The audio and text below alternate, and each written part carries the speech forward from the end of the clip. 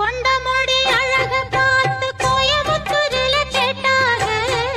நெத்தியில பொட்ட பார்த்து நெல்லூரில கேட்டாக, ரெண்டு புருவ அழக பார்த்தாக புதுக்கோட்டையில் இவள கேட்டாக, கண்ணழக பார்த்து பார்த்து கண்டமனூரில கேட்டாக, மூக்கழக பார்த்து என்ன மூக்கையங்கோட்டையில் கேட்டாக, கோபமுள்ள பொண்ணுன்னு என்ன கோம்பையிலே கேட்டாக, பாசமுள்ள பொண்ணுன்னு என்ன பண்ணப்புறத்தில கேட்டாக,